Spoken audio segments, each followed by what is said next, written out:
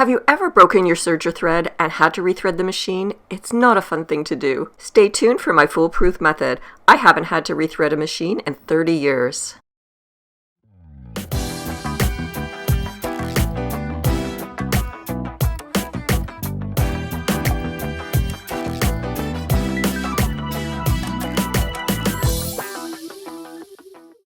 I just finished altering a hem for my niece who's attending a wedding, and I'm going to show you how to switch the color from blue back to white again. And what I'm working with here is a commercial juki.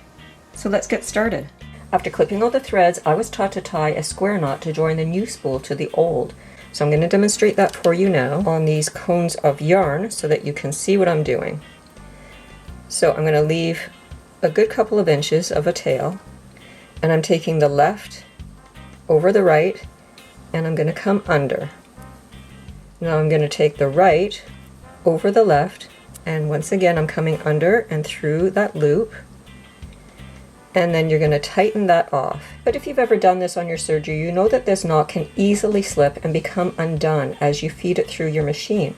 And that results in you having to rethread the serger, which is a pain. Even if it's only one thread, we want to avoid a complicated and time-consuming rethread at all costs. So let's just undo this, and I'm going to show you that with one tiny addition, you can make this knot really secure. And it's actually called a surgical knot because this is what surgeons use, and they definitely don't want their knot slipping. So once again, we're starting with left over right and under, and then what we're going to do is wrap that one more time. So come around, and you've got that double tied. Then what you're going to do is continue on in the same manner as before with the right over left and through that loop. And now you can tighten, and that results in a knot that cannot come undone when you feed it through the serger. So I'm going to show you how this works. Let's start by clipping all the blue threads first. So we're just going to clip them off. Now we can swap out the white cones. So we're just going to replace them. Once again, we're coming left over right and under, and we're twisting that around a second time. And then we're grabbing this right thread over the left and under and through that loop, and we're tightening. And notice that we're leaving a sizable tail here so that if it does slip, it won't likely come out in the serger. Now let's take a pair of tweezers, and what we're going to do is we're going to release the old thread from these tension springs. We're just going to completely remove it. So bring it up and around. Make sure it's out of there. Now that that's out, I'm just going to run the serger until I can see my knots coming close. So let's just move that forward.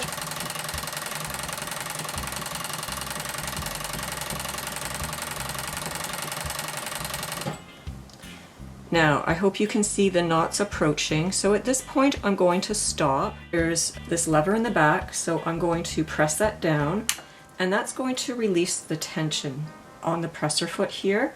I'm going to swing that out, lift this up. Now I'm going to do this individually by threads because I don't want anything to come loose. I just want to be careful at this point. And what you also want to do is raise the needle so it's free and clear. Now we're going to go individually, and we're going to gently bring these threads through. And I do find that it's easier just to cut this off. So I'm going to concentrate first on the thread that's going to come through the needle, and then I'm going to grab it, and I'm just going to ease that knot through. And there we go. Simple as that. So that's through the hole.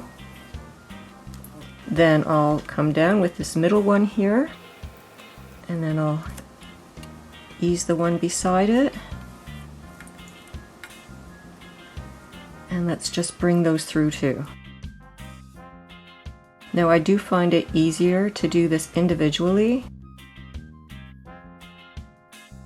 And there, I've got white coming through on that one. And now for the last one, which is still blue. I'm just going to gently ease that down and pull that along. And now that's white also. Now we can swing our foot back, put that down, and don't forget the back lever here. I'm going to flip that up. And the last step is to make sure that all the threads are back into their tension springs. So make sure you separate that and get them right in there where they're supposed to go. And if you like, you can use your tweezers, but I don't find it's necessary. Maybe here where it's a little tight, I can just pull some slack there and again ease that into the tension. And if you want to be sure, you can just pinch that forward and make sure they're in the right spot. Now let's give this a try. And there we go. We've got white serger thread coming through and we're all set and ready to go. Now this does result in some waste, but that's way better than starting from scratch. If you enjoy DIY, upcycles, and handy how-tos, be sure to subscribe and ring that bell for upcoming projects.